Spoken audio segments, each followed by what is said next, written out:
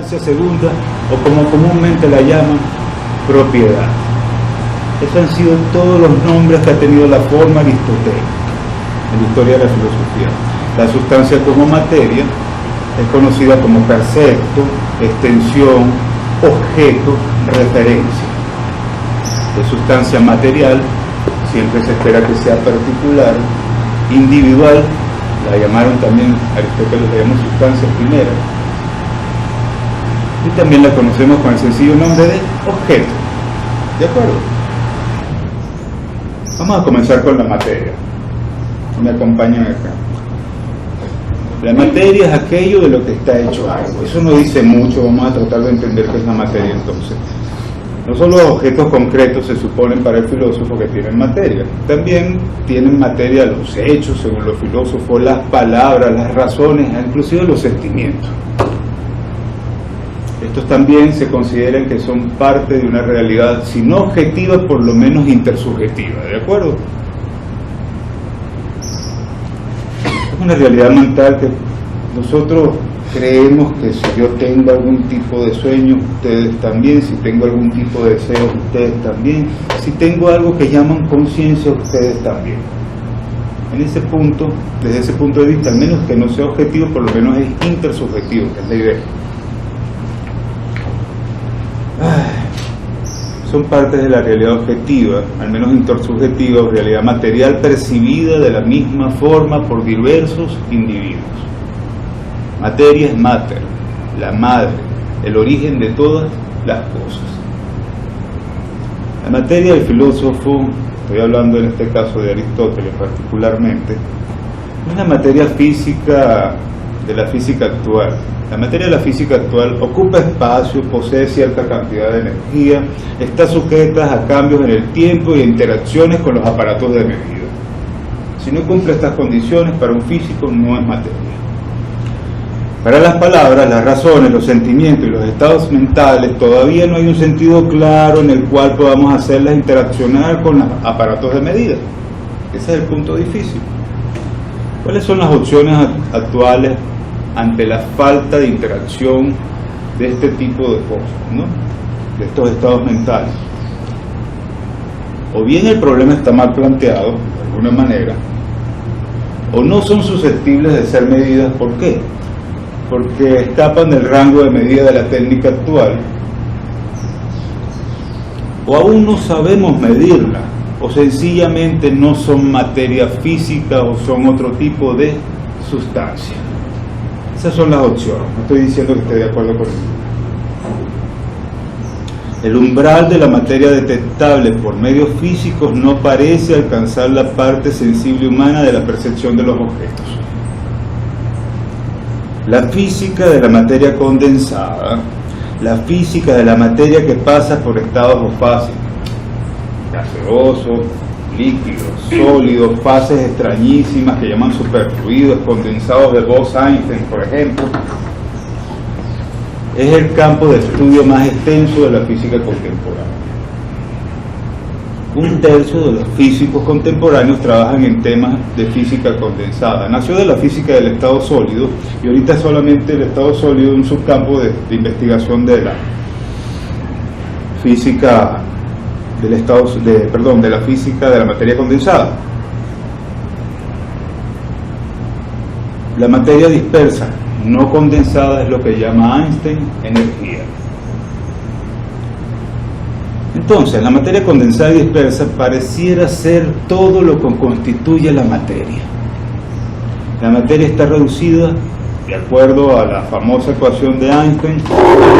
¿Qué dice la ecuación de Einstein? Vemos que la energía es igual a la masa por la velocidad de la luz al cuadrado, ¿no? Donde la masa, aquello que hay o existe, es la cantidad de materia. Esta puede ser medida con respecto a la aceleración de la luz producida por la fuerza actual que causa el cambio, que se mueve por la capacidad de cambiar, o lo que se llama energía potencial. Están viendo que estoy utilizando actual y potencial en una ecuación. Si sustituimos salva veritate en esa ecuación y entendemos que energía siempre es actualidad, y entendemos siempre que este campo, que es como una especie de cuadrado de luz, ustedes agarran acá, CC, crea un cuadrado, el barrido que hace la luz acá en este espacio es igual a la cantidad de materia que puede estar en ese espacio. Entendemos que la actualidad es sencillamente la potencialidad distribuida sobre ¿quién? Sobre la materia. La actualidad va a ser siempre entonces materia en movimiento. Opinión que también sostuvo Berzón. No hay ninguna materia que no esté siempre en movimiento.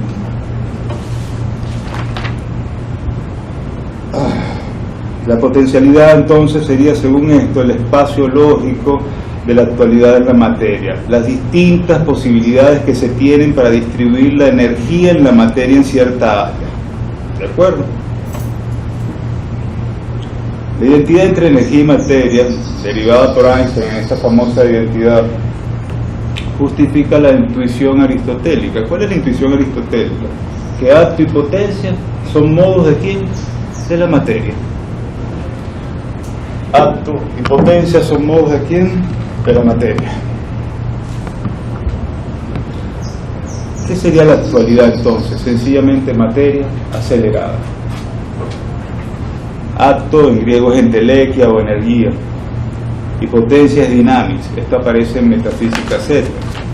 La materia es energía en movimiento, intuición que se confirmó más de 25 siglos después. ¿Por qué? Con esta bendita ecuación. Y aquí, si toda la materia siempre se mueve, tenemos que estar claros que el reposo, ¿qué es? Una ilusión. No hay ausencia de movimiento, estoy en reposo, más nada en mí, hay en mí y en mi alrededor que no se mueva, vibre, resuene, presiona o caiga. Todos caemos, con elegancia, y más si se tiene ausencia de movimiento, pues lo que hacemos es caer juntos. Caer juntos es la apariencia que tenemos nosotros de reposo. El estado opuesto de la energía es lo que llaman la entelequia.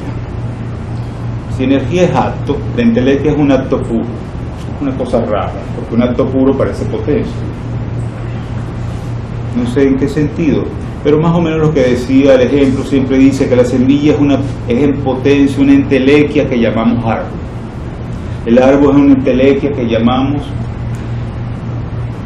El árbol sería la entelequia de la semilla, el objeto hacia el cual tiende la semilla, ¿no? Sin influencias externas de otros entes, con el objetivo de realizar sus propias posibilidades. Son las benditas mónadas del aire. Entelequia pasó a ser en el accidente de la historia cosa irreal, porque es acto sin materia, es un deseo al final. Los fines en sí mismos son entelequias de la materia. ¿Cómo llamaron a la entelequia de la materia? Res cogita. Esto es todo en cuanto a la materia. Entendimos bien lo que era la materia, ahora actualmente por lo menos, y que coincide de alguna forma con la idea aristotélica. Con respecto a la forma, por favor, que es lo que más me interesa a mí. Hay objetos y propiedades. Las propiedades son las formas del objeto y las propiedades no existen sin los objetos materiales en los cuales participa, y ahí su carácter secundario, ¿no? A excepción del Dios de Descartes, por favor. Por ejemplo, si pongamos la oración, Glorimar es mujer. Glorimar sería el objeto material que tiene la forma de ¿qué? De mujer. En lógica aristotélica, por favor, se escribe de la siguiente manera. A es B, en forma de juicio, ¿están de acuerdo? Aristóteles no hubiese aceptado nunca, por favor, que yo escribiera y diera como ejemplo, Glorimar es mujer. ¿Por qué? Porque la lógica aristotélica es una lógica de la sustancia segunda. Nunca van a conseguir en Aristóteles una especie de proposición que tenga una sustancia primera y sea implicada en un silogismo. A nosotros nos daban aquel famoso cuento de aquel silogismo y nos lo ponen en algunos libros de lógica como ejemplo: todos los hombres son mortales, Sócrates es hombre, por lo tanto Sócrates es mortal. Eso no es un silogismo aristotélico. Los silogismos aristotélicos tienen una característica bien clara, tienen una unidad de análisis. ¿Cuál es? El juicio. El juicio siempre tiene 4 formas, no puede tener otra forma. ¿Cuáles son? A, E y O, que las conocemos todos, las dos universales y las dos particulares, una negativa y otra positiva, ¿de acuerdo? Decir Glorimar es mujer no es una proposición aristotélica. Sin embargo, Leibniz con los años reconoció los juicios como Glorimar es mujer como juicios de tipo A. Pero en ninguna parte de la obra aristotélica van a conseguir que ese juicio es de tipo A, y menos van a conseguir el famoso ejemplo de Sócrates.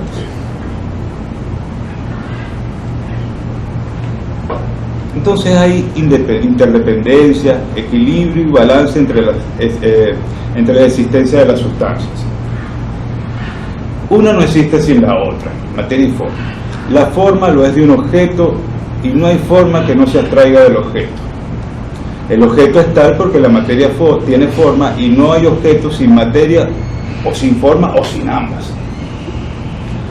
La única manera en que se puede dar la coexistencia de la forma y la materia es que sean coextensivas. Todo lo que digo por la forma, todos los objetos que caben en la forma tienen que ser todos los objetos de los cuales predico esa forma.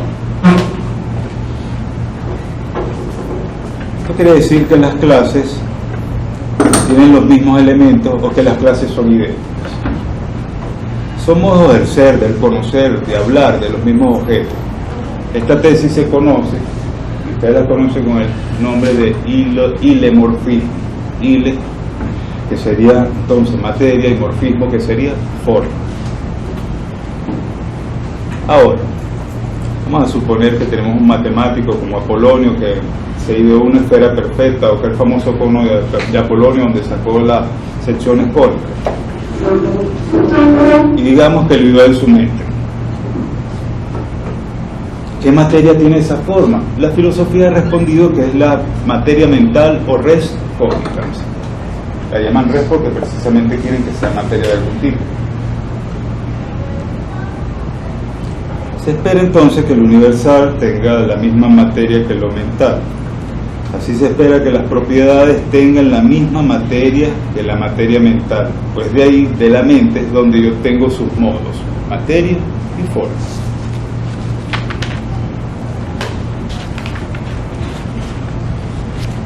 Veamos lo siguiente, en mi ejemplo, Glorimar es mujer. ¿Tienes un borrador ahí por eso? No importa. Da igual.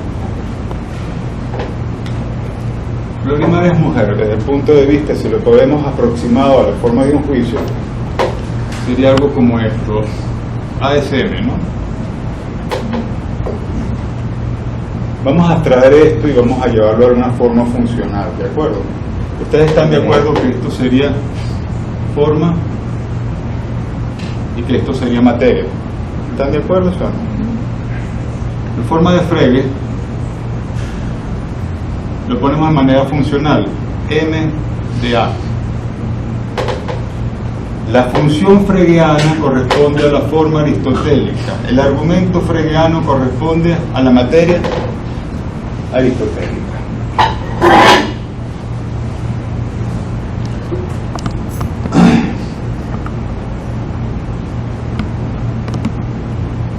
Siempre nos dicen que cuando estudiamos silogística aristotélica, que lo que nos interesa es la forma.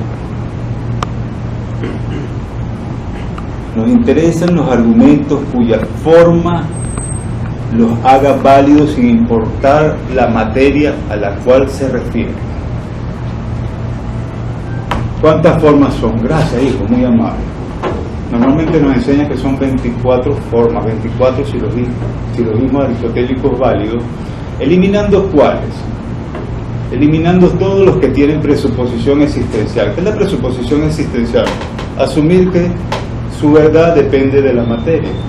¿Cuáles son esos silogismos? Barbari, Celarón, por ejemplo. Los modos aristotélicos entonces se constituyen como el espacio lógico de la lógica aristotélica. Cuando ustedes leían Wittgenstein y hacían una bendita tabla de verdad, recuerden que la combinación de ceros y unos se constituía como el espacio lógico de las proposiciones wittgensteinianas, ¿verdad? Ahora el espacio lógico de las proposiciones, de los juicios aristotélicos, de la proposición aristotélica, son todos sus modos, son las posibles combinaciones. De esos modos, ¿cuántos son válidos? 24.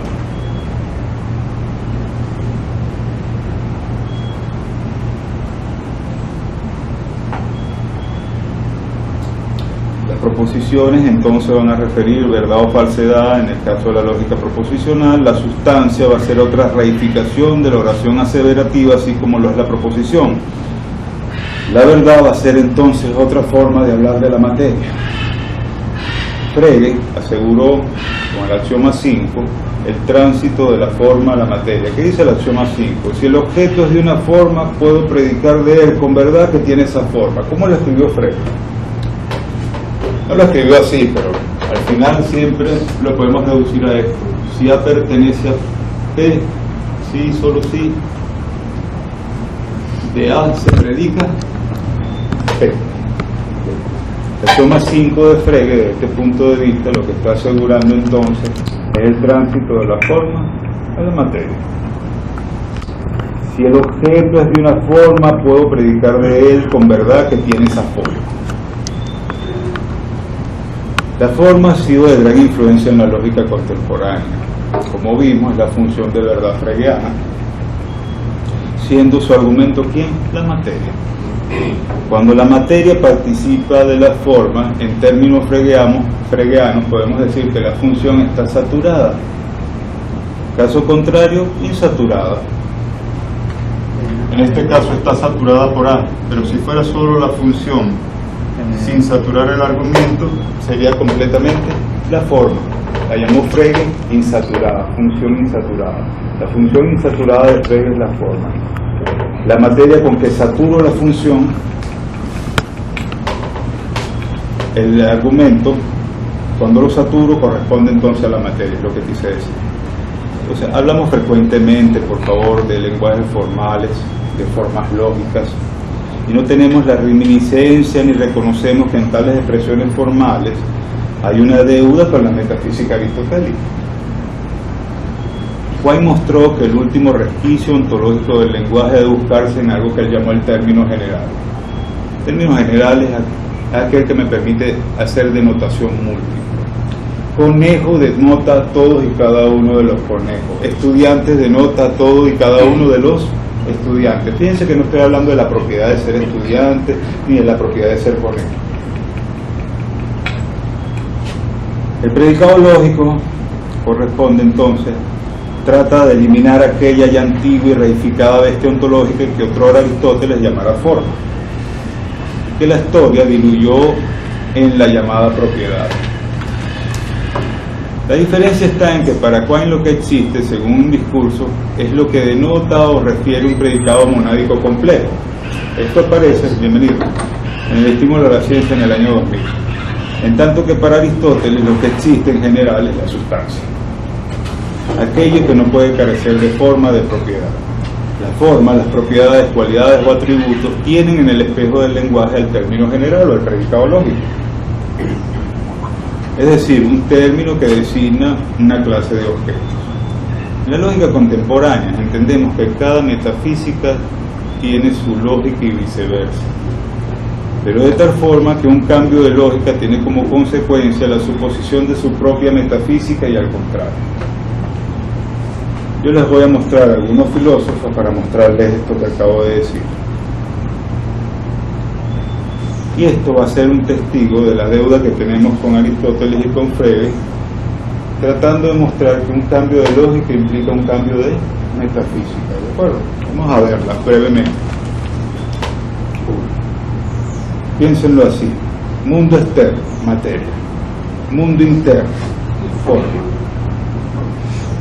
Para Platón está el mundo sensible y el mundo inteligible, ¿verdad?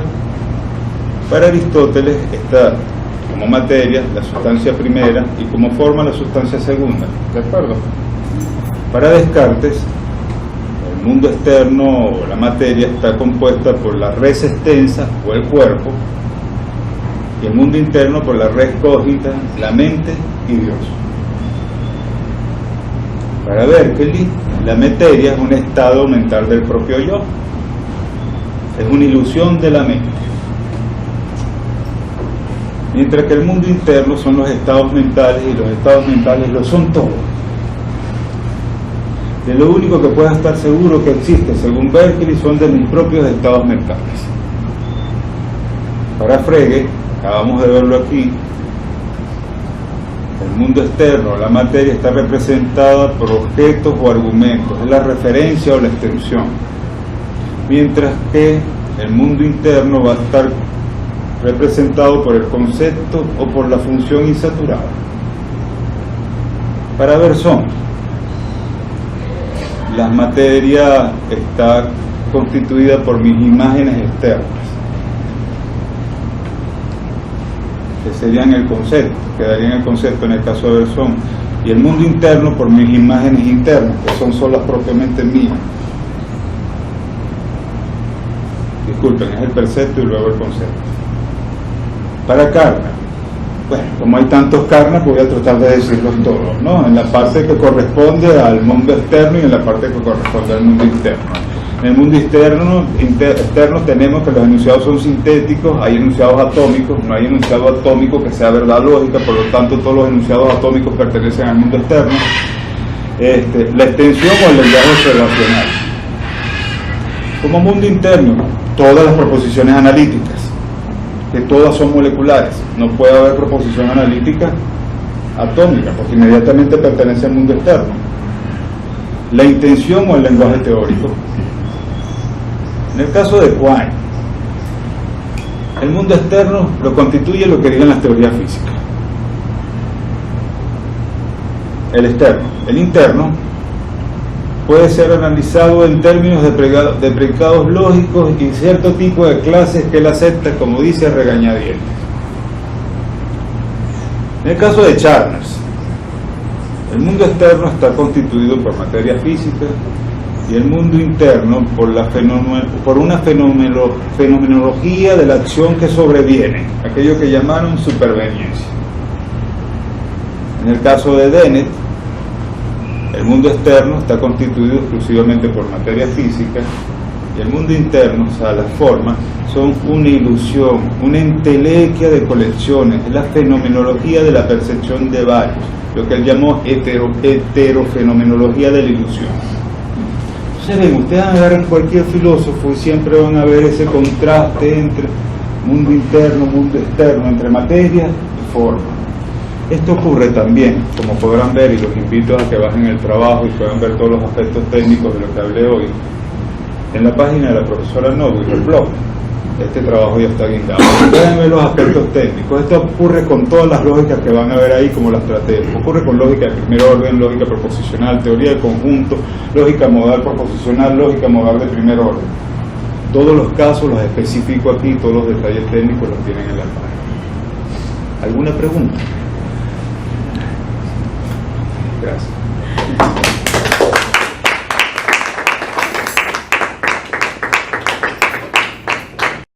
Cambio de metafísica y vamos a llevarlo específicamente al contexto de filosofía de la mente. Vamos a hacer un trabajo muy similar al que hizo el profesor y vamos a recorrer algunas de las posturas fundamentales en filosofía de la mente desde los aspectos ontológicos para ver que va a pasar algo muy similar. Igual esto es un trabajo mucho más extenso, será publicado pronto, pero bueno, lo importante.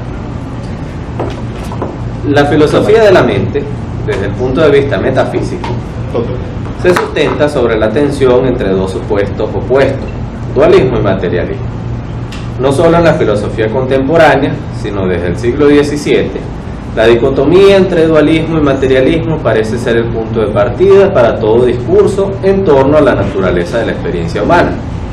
Así, todo aquel que pretenda decir algo acerca de la experiencia humana debe, antes de iniciar su argumentación, tomar una decisión de principio. Es decir, debe elegir hacia cuál de los dos extremos se inclina.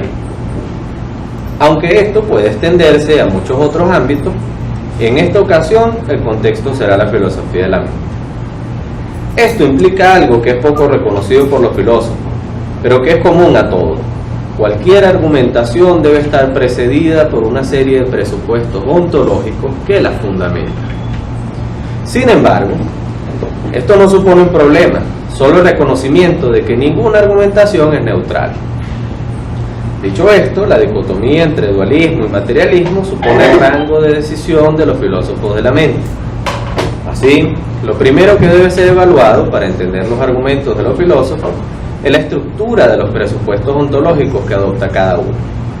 De esta forma, al entender el lugar de cada propuesta con respecto a la dicotomía, los argumentos y críticas pueden ser entendidos como las razones por las cuales, según cada filósofo, es preferible adoptar una posición u otra. Ahora, vamos a empezar con el dualismo. Por razones que serán explicadas más adelante, es conveniente definir primero el dualismo. En términos generales, el dualismo supone que con respecto a la experiencia humana, existe una distinción irreducible entre algo mental y algo físico o material. En otras palabras, el dualismo presupone una ontología dual, ya sea entre sustancias, propiedades, atributos, etc. Es esta la razón por la cual sugiero que la distinción es entre algo mental y algo físico, de donde ese algo es definido por los presupuestos ontológicos de cada filósofo. Esto en todos los casos genera lo que se conoce como el problema mente-cuerpo, el cual exige una explicación acerca de cómo se relacionan los dos extremos de la ontología. Es a partir de este problema que el dualismo se ramifica en distintas clases, aunque ellas pueden resumirse en dos grupos principales: el dualismo entre sustancias y el dualismo entre propiedades. El dualismo entre sustancias, llamado dualismo sustancial, y cuyo exponente más célebre es Descartes, supone una ontología en la cual la realidad está compuesta por dos clases de cosas radicalmente diferentes. Todo dualismo sustancial implica una dicotomía entre los objetos que componen la realidad, y además, dicha dicotomía implica la irreductibilidad de los extremos. En el caso de Descartes, a modo ilustrativo, el presupuesto acerca de la naturaleza humana es la distinción entre la res cogita y la res extensa. Una vez que Descartes ha presupuesto la irreducibilidad entre lo mental y lo físico, el conocimiento acerca del pensamiento y la extensión, considerados por el autor como atributos principales, abre las puertas a las consideraciones de los sujetos a los cuales dichos atributos refieren. A partir de esta configuración de tipo ontológico, se genera el problema mente-cuerpo, pues Descartes ahora debe explicar cómo se relacionan las sustancias, y su respuesta es lo que se conoce como interaccionismo cartesiano. Tomando en cuenta que una metafísica basada en la sustancia ha mostrado ser altamente problemática, la opción adoptada por la mayoría de los dualistas contemporáneos es lo que se conoce como dualismo de propiedades. En este caso, la ontología dual no se da entre sustancias, sino entre propiedades, preservando la irreducibilidad entre ellas. Para los dualistas de propiedades, la dualidad ontológica se da entre propiedades de una misma sustancia. En una revisión superficial se podría pensar que el dualismo de propiedades tiene la ventaja sobre el dualismo sustancial de que no se compromete con el tipo de cosas que componen la realidad, solo con sus propiedades. Sin embargo, esto no es una ventaja, sino un cambio de ontología. En ambos casos, la ontología es dual, ya sea entre sustancias o entre propiedades. En la mayoría de los casos, los dualistas de propiedades, en la mayoría de los casos de dualismo de propiedades, el único tipo de sustancia que se admite es la sustancia física o material. De modo que en cierto sentido podríamos decir que los dualistas de propiedades son materialistas en cuanto a las sustancias, pero dualistas en cuanto a las propiedades de dicha sustancia. Sin embargo, dado que lo importante es la irreductibilidad de las propiedades, resulta más claro caracterizar la posición como dualista. Un ejemplo de esto es el dualismo naturalista propuesto por Chalmers. Según Chalmers, el dualismo se da entre propiedades físicas y propiedades fenoménicas irreducibles entre sí. Dice Chalmers: hay tanto características físicas como no físicas en el mundo. Pero, y vuelvo a citar a Chalmers, la experiencia consciente involucra propiedades de un individuo que no están implicadas por las propiedades físicas de ese individuo, aunque puedan depender de manera legaliforme de esas propiedades.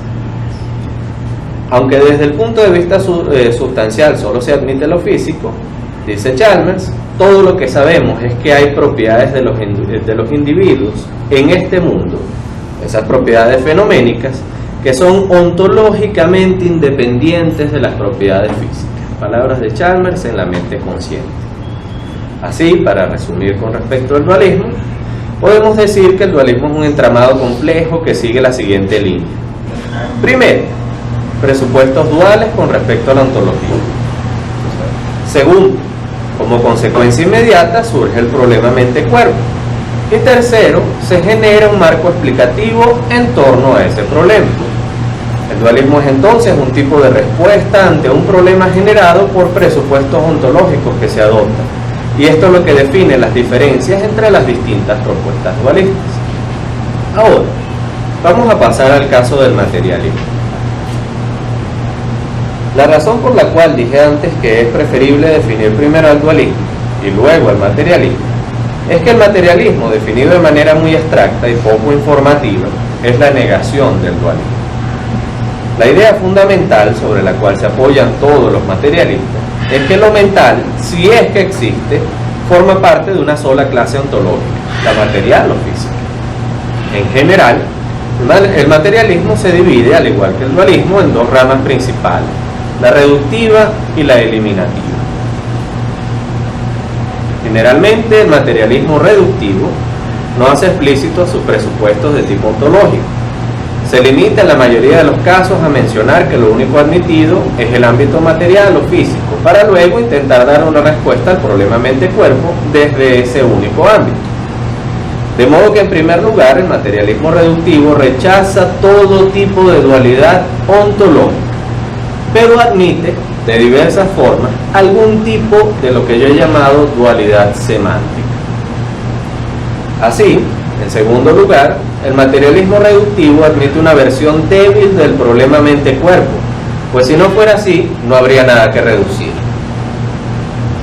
En tercer lugar, la vía para responder al problema mente-cuerpo es el planteamiento de la reducción de lo mental a lo físico, a partir de algún criterio de traducción específico, lo que da lugar a las distintas formas de materialismo reductivo.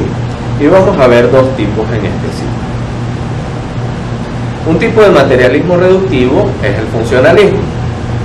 La idea general es que lo mental puede ser explicado desde el punto de vista funcional.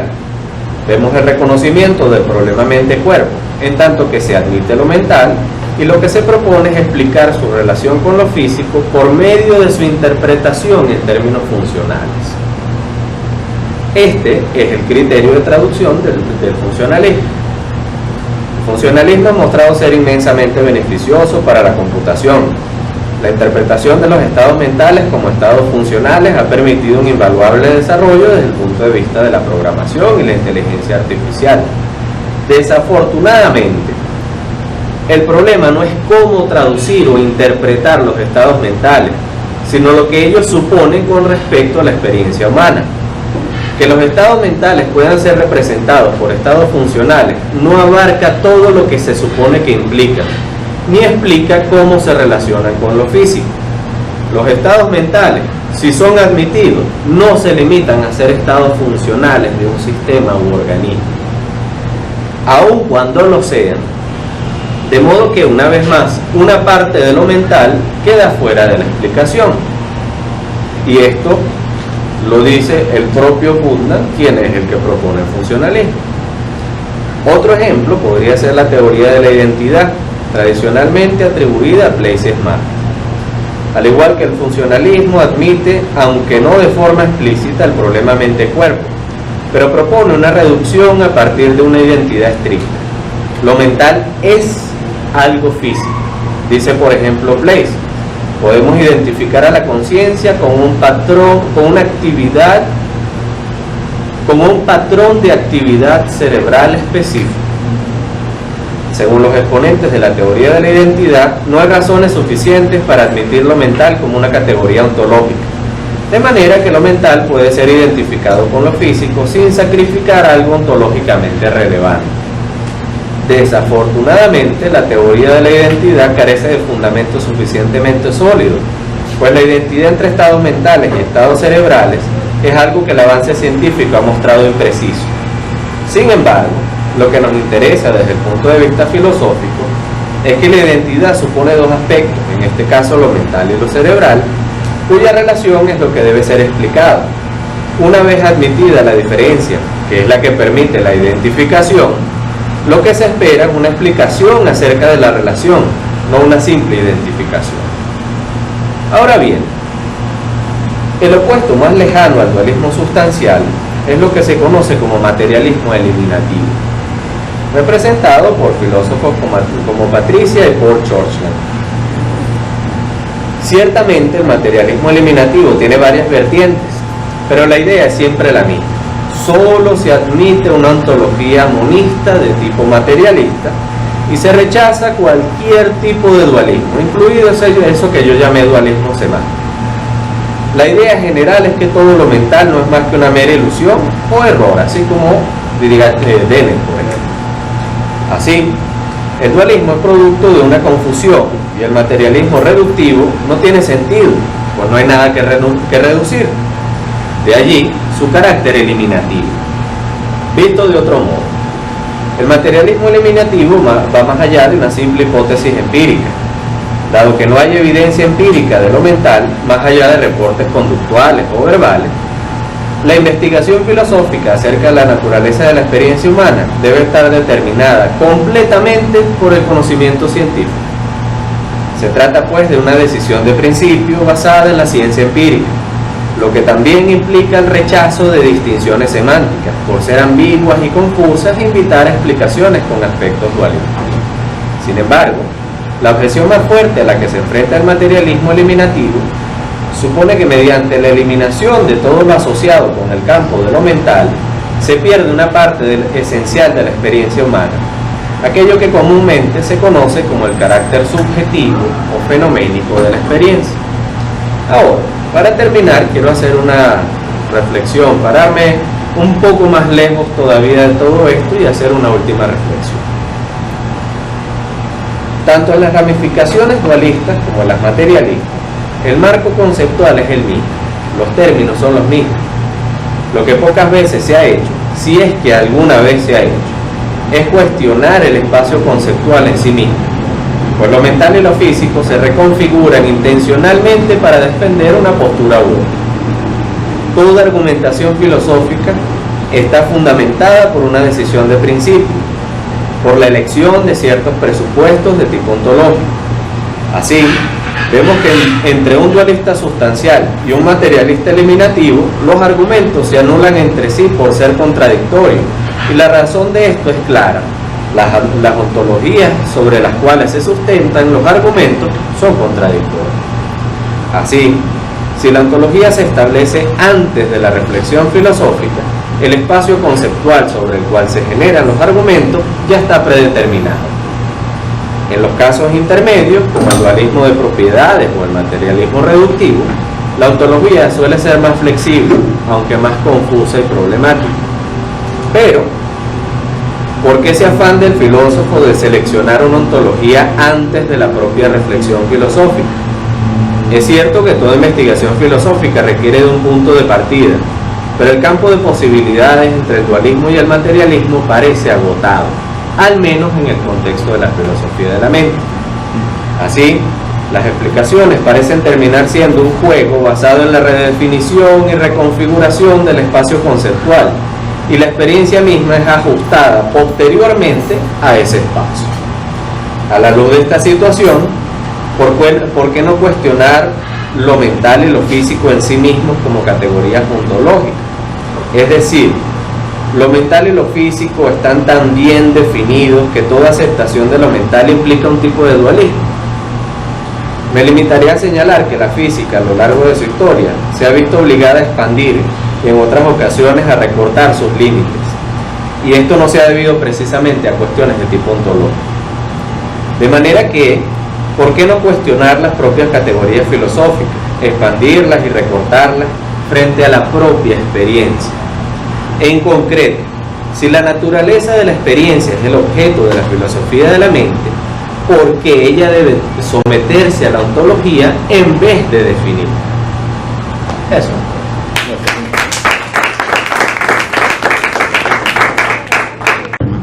Bueno, siguiendo la misma línea que se ha estado trabajando acá, ¿no? Y ya conociendo el punto de vista desde partir de una ontología, se aproxima también, o nos encontramos también desde el punto de vista desde la epistemología, cómo conocemos o cómo explicamos esa ontología que ha sido aceptada. El tema de la brecha explicativa surge precisamente entre dualistas y materialistas, ese hueco que sigue quedando entre explicar lo que aceptamos como mental y la experiencia física y ese correlato en que una puede causar a la otra, ¿no? Entonces, vamos a... En el marco de filosofía de la mente, el problema en torno a la brecha explicativa surge a partir de tratar de establecer una relación entre lo físico y la experiencia consciente. Es establecer un puente entre la definición del color verde, como la longitud de ondas que mide entre 529 y 497 nanómetros, y mi experiencia cuando percibo el color. En las siguientes líneas revisaremos las propuestas de Chalmers y Jackson en el artículo Análisis conceptual y explicación reductiva, en donde nos ofrecen una aproximación de orden epistémico. Las consideraciones giran en torno a la posibilidad de la justificación del conocimiento a priori. La corriente dualista y la materialista han tratado de dar una explicación al problema mente-cuerpo. Sin embargo, aun cuando existan discrepancias entre las posturas ontológicas de cada uno de ellos, existe una experiencia fenoménica, intersubjetiva, cualitativa, o como desee llamarse, que todos experimentamos, y que la ciencia, a pesar de tener grandes avances en la explicación física del funcionamiento de nuestro organismo, que genera esas sensaciones, no ha logrado dar una explicación acerca de cómo se siente algo.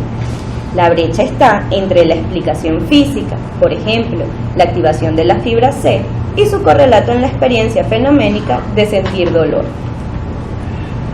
Para tratar de dilucidar la brecha entre estas dos propiedades, sean físicas o mentales, Chalmers y Jackson proponen realizar un análisis conceptual en el que se evalúe la relación que existe entre lo físico, lo fenoménico y el fenómeno natural que se desee evaluar.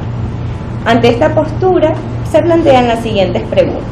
Primero, ¿existe una vinculación a priori de verdades microfísicas a verdades macroscópicas ordinarias?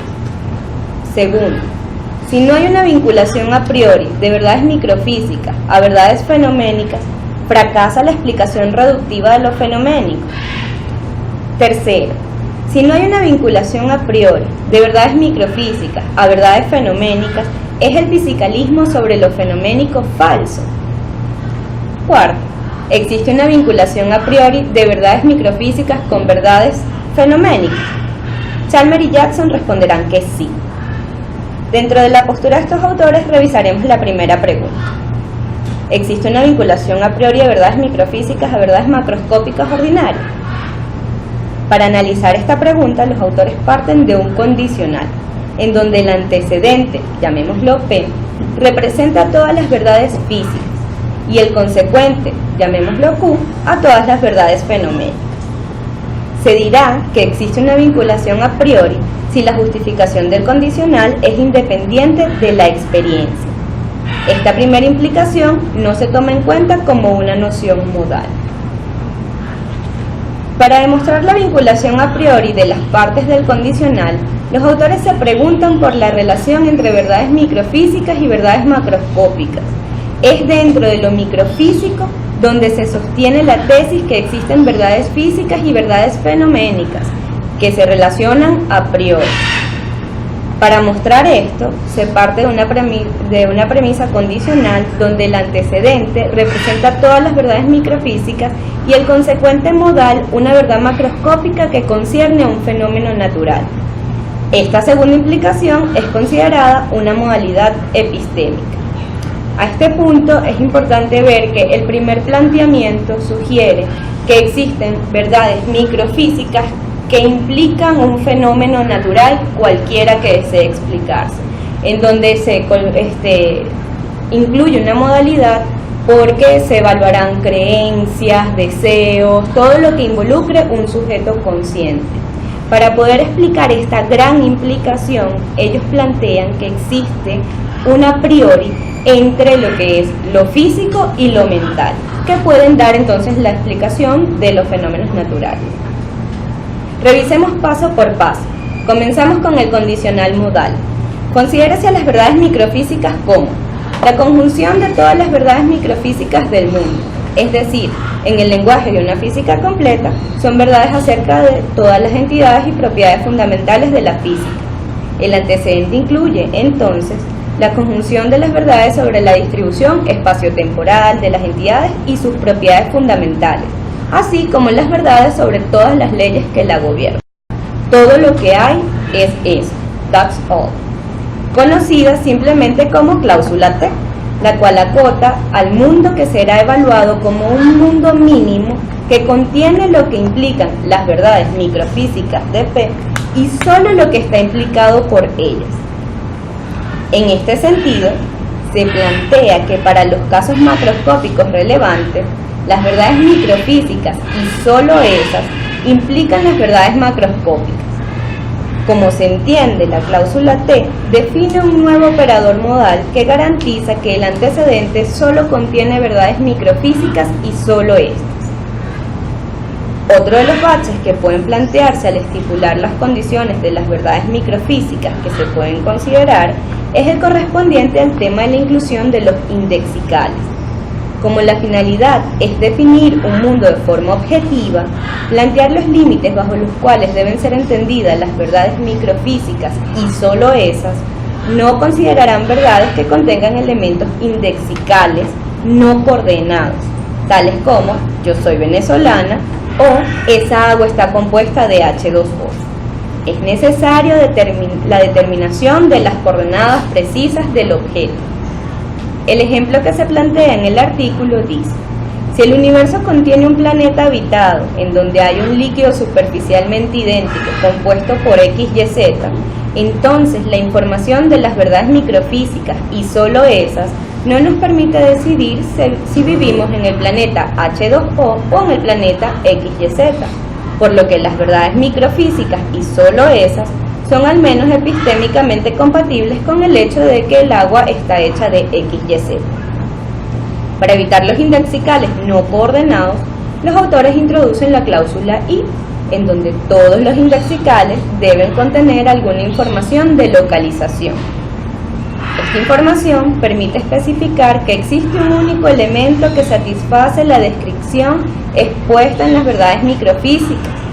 Del ejemplo anterior se dirá: existe H2O en el planeta Tierra. Se reformula la tesis planteando que para todos los casos macroscópicos relevantes M, las verdades microfísicas y solo esas, con sus coordenadas, que es el operador I, implican las verdades macroscópicas. En lo que concierne a las verdades respecto a la conciencia fenoménica, estas suponen un condicional a priori, previo al condicional a posteriori modal antes explicado. Si no suponemos a priori que las verdades fenoménicas están implicadas por las verdades microfísicas coordenadas, entonces habrán verdades macroscópicas que no estarán implicadas. Por ejemplo, conocer que un objeto es rojo requiere el conocimiento de un cierto tipo de objeto que causa la experiencia de color. Y conocer si un objeto está caliente requiere conocer un cierto tipo de objeto que cause la experiencia de calor. Negar la existencia de verdades fenoménicas dejaría por fuera hablar de verdades macroscópicas que requieran la experiencia de un sujeto para ser aseveradas. Para solventar esta dificultad, los autores incluirán las cláusulas que hablan sobre las verdades fenoménicas a las verdades microfísicas coordenadas, en donde las verdades fenoménicas especificarán los estados y propiedades fenoménicos que tengan el sujeto en todo momento. Se incluyen a estas las leyes que rigen dichos estados fenoménicos o que conectan los estados fenoménicos con los estados físicos. Por ejemplo, la relación entre la recepción de cierto tipo de longitud de ondas que permite la experiencia del color que tiene un sujeto que es fenoménicamente consciente. Esta inclusión es sin duda a priori. Finalmente, la tesis que plantean los autores será que para toda verdad macroscópica relevante M, la composición de las verdades fenoménicas con las verdades microfísicas coordenadas implican la verdad macroscópica M. El a priori es suponer la composición funcional de las verdades fenoménicas con las verdades microfísicas coordenadas y solo esas. La composición con las verdades fenoménicas modifica la aplicación de la restricción del universo del discurso dada por los operadores que coordinan y que aseguran que son solo esas verdades microfísicas llamadas T. Ya que si se aceptan las verdades fenoménicas, la condición que asegura que solo sean esas verdades microfísicas en sus respectivas coordenadas debe aplicarse tanto a las verdades físicas como a las fenoménicas. Para tratar de mantenerse imparcial al respecto, los autores sugieren dos opciones de respuestas al problema. Primero, solo se incluyen las verdades microfísicas coordenadas y solo esas que implican las verdades macroscópicas. O la composición funcional de las verdades fenoménicas con las verdades microfísicas coordenadas y solo esas implican todas las verdades macroscópicas. Del primer caso, se sugiere que las verdades fenoménicas están incluidas en las verdades microfísicas coordenadas. Por tanto, la conjunción de todas las verdades físicas con las limitaciones establecidas son suficientes para dar cuenta de los fenómenos naturales. Aquí, lo fenoménico se reduce a lo físico y tendríamos un caso de materialismo reductivo. Del segundo caso, si las verdades microfísicas coordenadas no logran dar cuenta de alguna verdad macroscópica, los autores afirman que las verdades físicas fallan en la implicación de verdades fenoménicas. Por tanto, las verdades fenoménicas no pueden ser reducidas a las verdades físicas, lo cual permite disminuir la brecha explicativa de verdades macroscópicas que requieran la experiencia de un sujeto consciente, que sería un caso de un dualismo de propiedades, por ejemplo.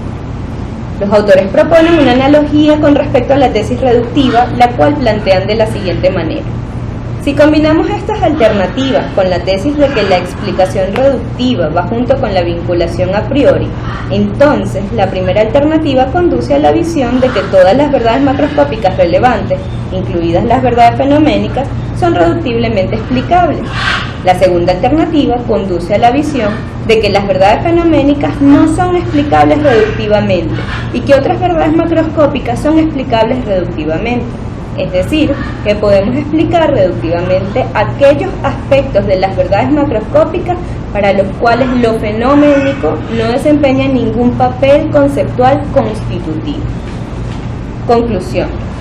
Respondiendo a las preguntas que guiaron este análisis, los autores concluyen que es necesaria una vinculación a priori de verdades microfísicas y verdades fenoménicas para que pueda darse una explicación reductiva o funcionalista de lo fenoménico, mediante las cuales se pueden explicar aquellas verdades macroscópicas que involucren a un sujeto consciente. Si tal vinculación a priori no existe, entonces lo fenoménico no se puede explicar reductivamente en términos de lo físico y quedaría abierta una brecha epistémica para explicar ciertos fenómenos naturales.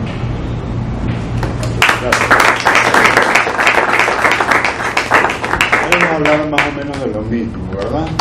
Entonces, lo que me interesa es si tienen algunas preguntas a ellos sobre filosofía de la mente, la descripción materia, materialismo, dualismo, algún tipo de cosas por el estilo. Adelante. Bueno, profesor Luis Castro, ¿qué autores o qué personas han leído últimamente que de repente hayan intentado sortear este problema de, bueno, la mente está bien definida, lo físico está bien definido, como para de repente utilizar categorías que de alguna manera superen las categorías anteriores? Que yo creía haber visto eso en John Searle, pero luego creo que él se autodenomina biologicista, ¿no? ¿Con quién? ¿Con John Searle? Sí, que más o menos creo que iba por esa tendencia, pues, y al final no sé si se calificaría como un materialista de algún tipo, y también creía haberlo visto en Dennett, pero al final creo que se eliminaría. Dennett es materialista eliminativo, sin lugar a dudas. Exacto, entonces no se ha visto alguna persona que diga valientemente no voy a tratar de sortuar unos. Son muy pocos, quizás, y no pensando en este problema específico, sino más grande con toda la filosofía, quizás en Rorty, en la filosofía del espejo de la naturaleza, vean una idea de cuestionar las propias categorías. Pero también están estos casos raros, como el de Searle, que son casos un poco tramposos. Searle dice que él es materialista no reductivo, porque desde el punto de vista de la sustancia solo admite la sustancia física, pero agrega que la conciencia no puede ser reducida al cerebro. Ahora, bajo el criterio que yo usé de definición, la irreducibilidad es lo que caracteriza el dualismo. De alguna manera podríamos pensar que el materialismo no reductivo es un tipo de dualismo de propiedades. Ahora, el propio Searle tiene un artículo que dice, que se llama ¿Por qué no soy un dualista de propiedades? Y da sus explicaciones, dice que es que él no distingue entre propiedades físicas y no físicas y tal aquí. Sin embargo, hay una línea, parte de otro artículo donde le contestan las objeciones a Chalmers, y la línea dice esto: coincido con los dualistas de propiedades en que la conciencia es ontológicamente irreducible. Ahora que me explique Searle, ¿cómo es posible aceptar que la conciencia es ontológicamente irreducible, pero él no es dualista? Hay otros casos de materialismo no reductivo, y hay otros casos más, lo que se llama propiamente dualismo semántico, que tratan de llevar todo a un asunto más bien a un problema de lenguaje, un problema de términos, y entonces si los aclaramos, entonces el problema mente-cuerpo se diluye. De todas maneras, aunque diluyamos el problema mente-cuerpo, ese problema de la brecha sigue estando, porque el problema de la brecha explicativa es la versión epistemológica del problema mente-cuerpo. Muy bien, y era lo que yo les decía, no es suficiente con que me dé un criterio de traducción. Yo quiero que me expliques esto, cómo pasa, o cómo la corta. Chalmers y Jackson acá nos dan una posibilidad, precisamente intentando reformular esas categorías, ya no en términos ontológicos, sino en términos epistemológicos. Pero ellos nos han dicho que la brecha se cerró. Chalmers sigue diciendo que es dualismo, lo llama dualismo naturalista. Entonces, que yo sepa, es decir, es como pararse de sí mismo en una escuela de filosofía y decirles de una vez de entrada: olvídense del término sustancia. Ahora la filosofía no tiene nada que ver con eso. Alguno que otro se va a parar y se va a ir. No, eso me lleva a la segunda pregunta a los dos. Era entonces que todavía no estamos preparados con el suficiente arsenal conceptual, tal vez. Pues, los términos pueden ser una cosa, pero tal vez la idea que tengamos en la mente todavía sigue estando anclada a esas presuposiciones de que el mundo es distinto a lo que ocurre en mi cabeza. O tecnológico. Puede que no sea un asunto conceptual, que todavía no sepamos cómo medir lo que llamamos mental. En algún momento no sabíamos cómo medir una pila de cosas. Exacto. A cada rato estamos consiguiendo partículas subatómicas y cosas raras. Es la propuesta de Chalmers, ¿no? Va por ahí. Un poco. Sí, dice, bueno, ¿qué pasa si eso fenoménico está explicado por la indeterminación cuántica? Que alguien me explique qué es eso, yo no sé qué es eso, él sabrá. ¿Quieres agregar algo? No, sí, pasa mucho eso, ¿no? Como ellos mismos lo plantean, el hecho de que la física todavía no lo haya explicado no quiere decir que en algún momento no se llegue a esa explicación. Ahora, ¿cómo abordamos nosotros? Creo que ahí va un poco de la mano lo que él trata de plantear, y es que tenemos que hacer como que una limpieza también de los conceptos que utilizamos, que traen una carga ontológica muy fuerte, y más que aclarar, lo que sigue generándonos muchos más problemas, ¿no? Entonces yo creo que pues el trabajo debe comenzar por ahí. La señorita tiene una pregunta. Profe, ¿cuáles son los argumentos que hacer sobre que no se puede reducir la conciencia al cerebro? Da varios, pero la mayoría de ellos se apoyan en el carácter evidente de la propia experiencia.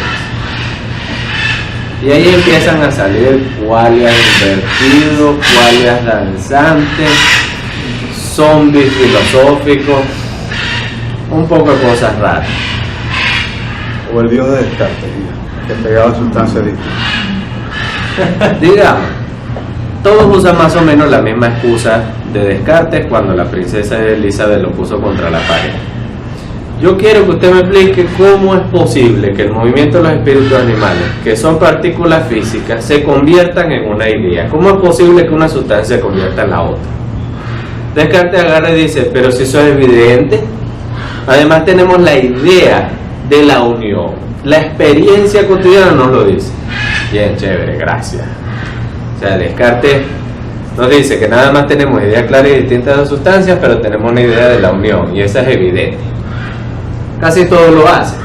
Se pararía aquí Searle y te dice, ¿cómo me vas a decir que tú no sabes lo que es la sensación de dolor?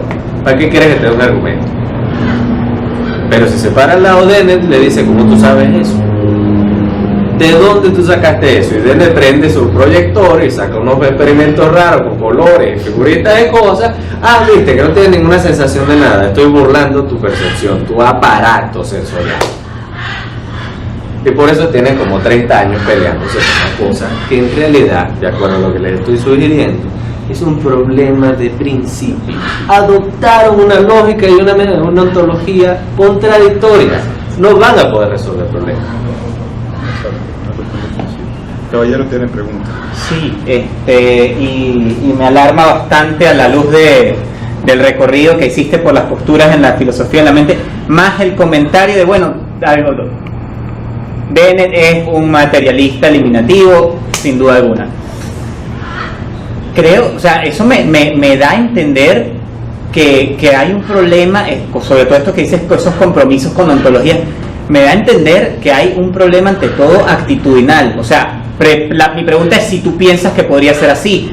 Es decir, no parece sonar mucho aquello que, por ejemplo, uno debería de repente en un Platón o quizá en un Putnam, que empieza a revisar sus posturas y se autocritica y dice, mira, yo creo que la cosa no es tan así. Parece haber como una cosa de fijar campo y defender a capa y espada la postura hasta la muerte. Entonces hay como una falta de autocrítica que impide que la filosofía avance. No sé si tú lo ves de esa manera o si hay algo más que se puede hacer ahí. Trata de buscar con una sola mano cuántos filósofos han hecho lo contrario. Muy poco. Nombraste a Putnam, ciertamente, pero busca algún otro que no busque la manera de justificar su decisión de principio en vez de cuestionar. ¿Qué es lo que estoy diciendo? Si lo que queremos explicar es la experiencia humana, ¿por qué la experiencia humana tiene que someterse a una ontología previa en vez de definirla? ¿Por qué entonces yo tengo que recurrir a cosas raras como los qualia, que los voy atornillando por donde no consigo explicar el asunto? Sesgo de confirmación. Yo conozco muy poco. Putnam era un tipo muy respetable porque hizo eso varias veces y dio argumentos para todo lo que hizo, cambiando. Pero búscalo con una mano. Aparte de Putnam, aquí no se me ocurre mucho. Dan por supuesto ese compromiso y luego algunos ni siquiera lo reconocen. Dennett nunca ha dicho que él es materialista eliminativo. Vamos a ver, todas clases de sesgos cognitivos y yo entiendo tu tesis, que obviamente es de carácter metafilosófico. Pero ¿cómo planteas tú una investigación filosófica sin principios o sin bases para poder articular? Algo tienes que tener para poder acercarte filosóficamente. Tienes que tener la cosa más difícil. No te digo que unos dogmas, no, unos principios inamovibles, pero tienes que tener algún marco que te permita. Con respecto a esto en específico, que es este marco de la experiencia humana, empezaría por agarrar una clasecita de ciencia cognitiva y después ir a estos argumentos. Empezaría por ahí. Porque Dennett tampoco es muy amable. Cuando le piden argumentos a Dennett sale con un experimento. Bueno, tengo comprobado que esto es así, aquí tiene sus imágenes, levante la mano todos los que vieron un caballito cuando no lo había. Sí, Yo empezaría por eso, porque tú te puedes agarrar de una cosa como la ciencia cognitiva. Después bien, que el espacio conceptual se estructure alrededor de lo que te puedes agarrar. Pero es una En vez de que tengas una ontología con unos conceptos donde tú vas sacando cosas del mundo y las vas metiendo en la bolsita que dice... Tú lo que estás pidiendo es una naturalización de la filosofía de la mente. Si lo quieres ver al estilo Wittgenstein o Rorty, es un suicidio de la tradición. Okay, ya. En este contexto particular, lo puedes pensar a muchos otros. Es una reinterpretación de esa máxima husserliana de ir a las cosas mismas, de alguna manera. Personiana también, quizás. De que nos olvidamos del percepto y lo cambiamos por el concepto. Si eres naturalista, tratas de reducir todo lo natural. Si eres conceptualista, aceptas un conjunto de conceptos, un conjunto de cosas naturales. Si eres platonista extremo, aceptas lo que te dé la gana. Los ismos nos matan. No, en fin. Entonces, claro, siempre es el mismo cuento. Si eres platonista, si eres conceptualista o si eres nominalista. Un nominalismo que actualmente tiende a lo que llamamos naturalismo. Entonces, puede ser naturalista como Juan, pero al final no terminó intentando ser naturalista, terminó siendo conceptualista, no pudo evitar las clases, por ejemplo. Ahí tienes un ejemplo. Lo puedes hacer como dices tú con Putnam. De verdad, Putnam tiene tanto realismo que uno ya no sabe qué supone que es lo real. ¿Qué supone que es lo real? Sin embargo, Putnam al final nos dice algo muy sencillo: si usted vio un camión venir sobre usted, quítese. Sí. Es el realismo pragmático, ¿no? Entonces sí, hay una suposición de inicio. La lógica aristotélica supone la sustancia. La lógica freudiana no supone sustancia, supone la existencia de objetos, y dos objetos muy extraños al principio, verdad y falsedad. La lógica de primer orden sí supone objetos como sillas, cosas, tubos, lo que sea, la existencia de esos objetos. Entonces ahí tienes el caso de tres lógicas que tienen tres ontologías distintas. La lógica moral supone la existencia de mundos. Entonces ahí tienes cuatro lógicas con cuatro suposiciones ontológicas distintas. Para Wittgenstein lo que existían eran los hechos, ¿no? Y la proposición era el nombre del hecho. ¿De acuerdo? Sin embargo, la proposición es una clase, y las clases tienen carácter ontológico platonista. Entonces, claro, siempre está la posición del principio, sin duda alguna. Yo estoy de acuerdo más bien con la de Juan. Yo quiero que la ciencia me diga qué es lo que hay, y a partir de lo que hay considerar la filosofía una extensión de la ciencia. Esa es la que más me gusta. No tengo problema. Ahora, sin embargo, el platonismo no ha sido malo. La propia distinción materia-forma tiene un carácter platonista desde el punto de vista actual. Y como vimos, de alguna manera ha sido muy productiva. Todos los filósofos, de alguna manera, materia, cuerpo, alma, forma. La analogía también, el razonamiento analógico nos ha ayudado mucho. ¿De acuerdo? Podría de repente, a ver, yo he estado tratando de descargar como un loco cualquier material que me pueda caer así que no sea pago, porque no tengo facilidades para eso. Y me han caído, gracias a LibGen, una cantidad de materiales maravillosos. Logré conseguir dos libros, uno de Martin Push y otro de Dave Jacquet, en torno al problema del psicologismo, pero visto como problema en la sociología del conocimiento filosófico. Es decir, ¿podrían otras disciplinas arrojar luces sobre las prácticas filosóficas de tal manera que pudiesen enmendar algunas de sus falencias? Ah, sí, de hecho lo hace. O sea, por ejemplo, ¿qué otros materiales deberíamos aproximarnos nosotros para enmendar la práctica filosófica? Hay un libro que se llama Ontology y un tercero llamado Grossman, que echa todo el cuento de cómo van dividiendo las cosas desde el punto de vista ontológico. Desde el punto de vista ontológico siempre consideran que, para Grossman, que el filósofo ha dividido a todo lo que hay en lo que está en el mundo y lo que está en el universo. Lo que está en el universo tiene coordenadas espaciotemporales. Lo que está en el mundo son cosas extrañas como ideas, como clases, como conjuntos, proposiciones, significados que no tienen posición espaciotemporal. El nominalista naturalista insiste en que todo lo que está del lado del mundo, que no tiene posiciones espacio-temporales, por ejemplo, como los colores, el amarillo de tu camisa está aquí como en aquella guacamaya, está en distintos espacios al mismo tiempo. Los objetos de la física no, tienen que tener una sola coordenada, como dice ella. Entonces, este es un criterio de identidad suficiente. Eso hay que hacer filósofo, tratar de buscar criterios de identidad para entidades abstractas. Entonces, si usted es naturalista, va a tratar de agarrar a todos los objetos del mundo y convertirlos en objetos del universo. Si usted es platonista o conceptualista, va a aceptar la existencia de algunos de acá, todos los del universo y algunos de los de acá. Si es platonista restricto, acepta todos. Ya. ¿Ven? Entonces el libro de Grossman podría explicarte eso. ¿De acuerdo? Podrías buscarlo también ahí mismo donde dijiste. Sí, porque estaba pensando, el libro de Grossman, Ontology, ¿no? Sí, Ontology. Estaba pensando en esta película que llaman Animales Fantásticos y cómo encontrarlos. Yo decía, de repente podríamos tratar de escribir, de hacer un proyecto, no es una colaboración de varios autores, que sea, en vez de animales fantásticos y cómo encontrarles, sesgos filosóficos y cómo corregirlos. O sea... No dijo el principio, no te corrección. Terminamos acá, ¿verdad? Gracias.